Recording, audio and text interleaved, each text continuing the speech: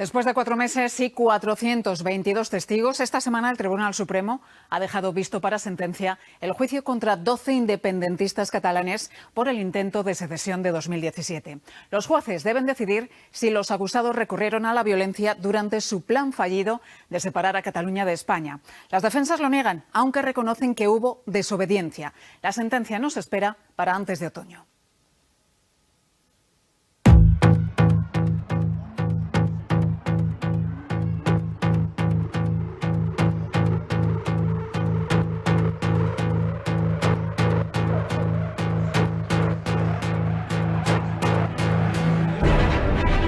El juicio del procés ya es historia. Atrás quedan sus 52 sesiones, decenas de horas de interrogatorios, testimonios, pruebas periciales y alegatos con los que acusaciones y defensas han intentado atrincherar sus posiciones. Lo han hecho hasta el punto de que entre la casilla de salida del juicio y la de llegada apenas hay diferencias. Se mantienen todas las acusaciones: rebelión, sedición, malversación, desobediencia y organización criminal. Mientras, las defensas niegan la mayor y solo algunas aceptan, como mucho, una eventual desobediencia. Después de 4 meses de ver y escuchar a unos y otros, los jueces tienen ahora el turno de palabra. Muchísimas gracias a todos. Visto para sentencia. Abandonen la sala, por favor.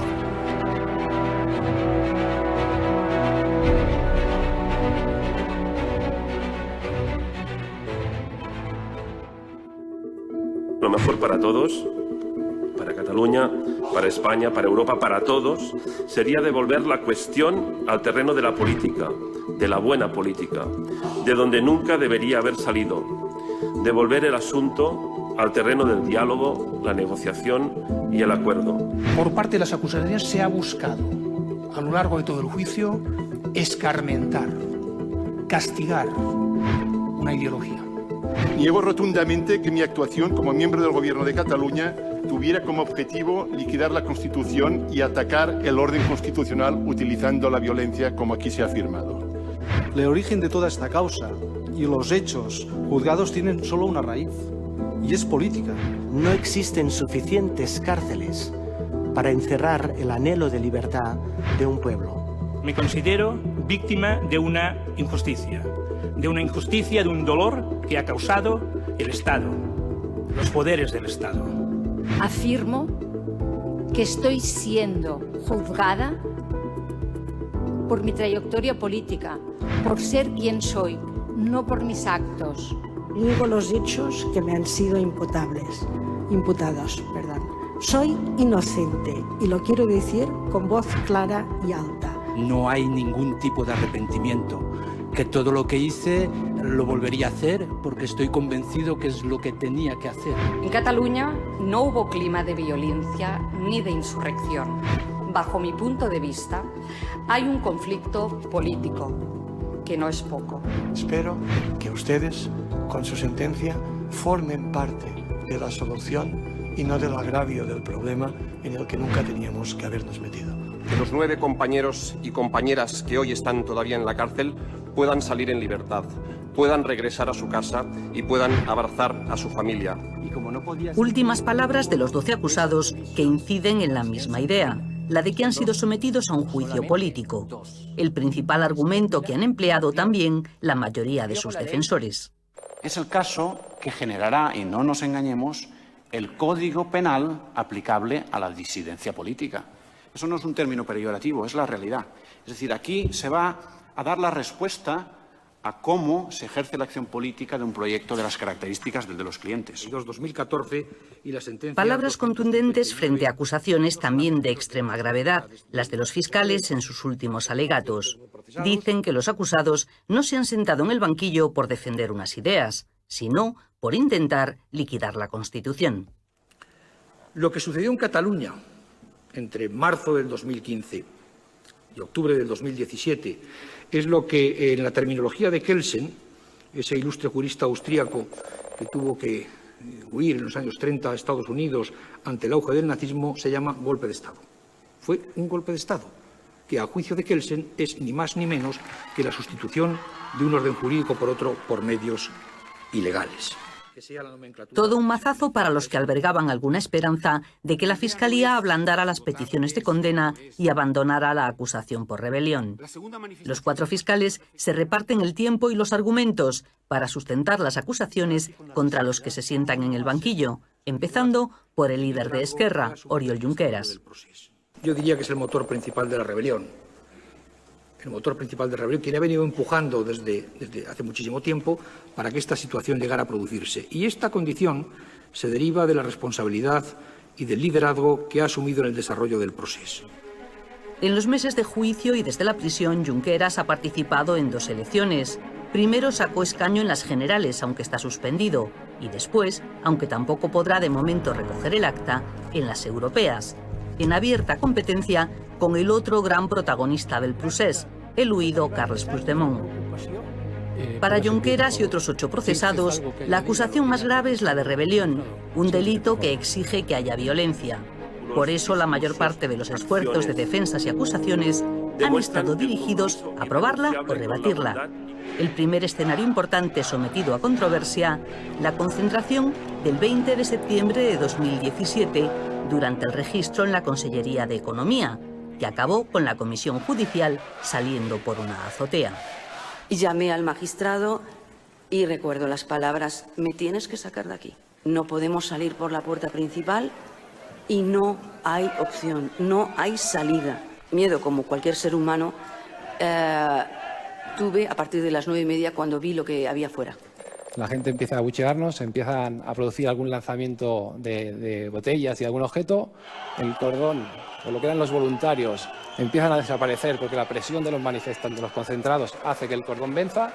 Y cuando le impacta una botella al grabador que yo llevaba detrás, decido que no llego a la consejería, doy media vuelta y me salgo del cordón y me vuelvo a... Es lo que cuenta el jefe de los antidisturbios de los Mossos d'Esquadra, que intentó sin éxito sacar a la comisión judicial a través de un cordón de seguridad.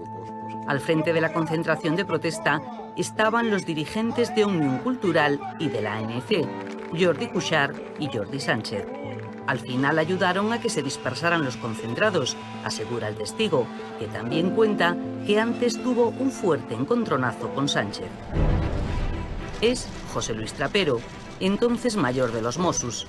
Había dudas sobre si iba a declarar porque está acusado también por rebelión en la Audiencia Nacional.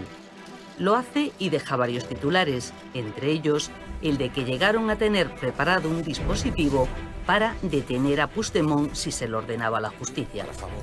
Y a preguntas del presidente del tribunal, detalla las advertencias que él y sus mandos plantearon al propio Puigdemont, a Junqueras y a Forn para intentar que desconvocaran el referéndum ilegal.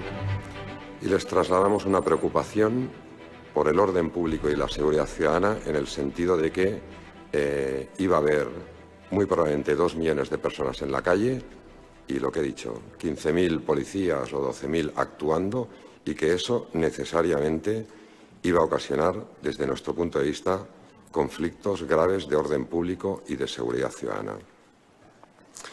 Les emplazamos a un cumplimiento de la legalidad, de las órdenes judiciales.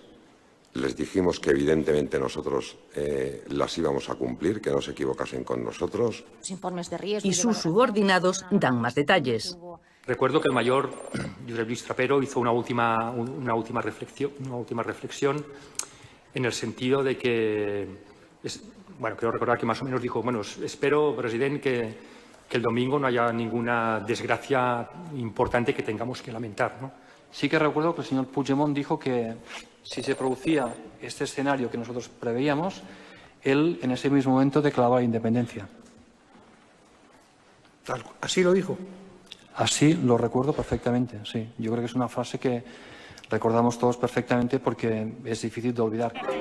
Testimonios que por un lado apuntalan las tesis acusatorias de los fiscales, pero que por otro pueden dificultar otra de las líneas argumentales, la de que los Mossos mantuvieron una actitud pasiva durante la celebración del referéndum, porque eso formaba parte de la estrategia de la rebelión. Si existe pasividad por parte de los Mossos, eso supone planificación, es decir, disposición de un cuerpo armado al servicio de la rebelión. El debate jurídico sobre la violencia se ha centrado sobre todo en la jornada del 1 de octubre. con el visionado de vídeos como prueba documental y antes con testigos de una y otra parte y sus relatos de insultos y agresiones. Entramos al interior y en el patio había unas 200 personas. Comunicábamos el mandamiento, intentamos que nos dejaran pasar y en un momento dado, al ver que nos superaban tantos números, se abalanzaron sobre nosotros. Hubo allí un forcejeo, golpes, 4 compañeros resultaron lesionados. Sí, había amenazas de muerte prácticamente en todos los colegios a los que fuimos. ¿Y cómo eran esas amenazas? Pues os vamos a echar de aquí, os vamos a matar, vais a arder en el barco, cosas así. No hay ninguna actuación de ese tipo que técnicamente podamos denominar una carga policial. Sí hubo empleo de la fuerza. Me cogió, me sujetaba por el brazo derecho y un compañero suyo con la porra me golpeó en la cabeza, en el hombro, en el muslo y luego me dio una patada en la pantorrilla. Empezaron a coger a la gente, a mí me cogieron por los testículos, me levantaron para arriba y me dejaron caer. Caí en el suelo, estirado. Los fiscales insisten en que la violencia que exige la rebelión no tiene que ser grave y que tampoco es necesario que haya armas ni militares. Ha sido probado que desde el día 19 y especialmente el 1 de octubre hubo violencia, fue lo suficiente para los objetivos que se habían trazado. Sin violencia física no hubiera sido posible cruzar caminos necesarios en esa hoja de ruta. Vox, que actúa como acusación popular, habla también de golpe de Estado. Los acusados pretendieron culminar el más sofisticado y novedoso proceso golpista contra un Estado de Derecho que nunca antes se ha producido en una sociedad moderna. La abogacía del Estado, que antes del juicio cambió la acusación a sedición, admite que hubo violencia, pero no con la entidad que requiere el delito de rebelión. El uso de la violencia no ha sido uno de los elementos estructurales del plan llevado a cabo por parte de los acusados. Y frente a unos y otra, las defensas. La violencia para alcanzar la separación de una parte del territorio de un país, de ese, son escupitajos, un lanzamiento de una valla, 3 piedras que caen sobre el estanco y algún discapacitado que lanza unas patadas contra unas personas que están en el suelo. Hay que ponerle, por lo visto, creatividad. Hay que buscar algún concepto de violencia normativa que trascienda de aquello que teníamos regulado y aquello que frecuentemente habría sido analizado por la doctrina desde el año 1823. Si forzamos los tipos penales, destrozamos el principio de legalidad. Y ello por quienes se erigen en garantes de tal legalidad. Argumentos a valorar en la deliberación que mantendrán los jueces antes de dictar una sentencia que aspira a la unanimidad y que tendrá como ponente a Manuel Marchena, el presidente que ha llevado a puerto el complejo juicio del procés con una hábil combinación de flexibilidad y firmeza. La última demostración con los abogados de la defensa, que después de oír a los fiscales reclamaban más tiempo del acordado. La idea de que cada acusado, cada defensor de un acusado disponga de 1 hora, a mí me parece que desde la perspectiva del derecho a un proceso justo, un proceso equitativo, colma perfectamente. Saben también, por su experiencia o la experiencia de algunos letrados en el Tribunal Europeo de Derechos Humanos, que ustedes estarían peleando por 20 minutos. Lo saben. Un tribunal, el de Estrasburgo, al que inevitablemente se han dirigido durante el juicio muchas miradas. Es muy probable que sea el que ponga punto final al proceso judicial del procés. De momento, ha avalado una decisión del Constitucional recurrida por diputados secesionistas y ha recordado que las leyes se pueden cambiar, pero siempre por procedimientos legales y democráticos. En el Supremo, el tiempo para la sentencia ha empezado a correr.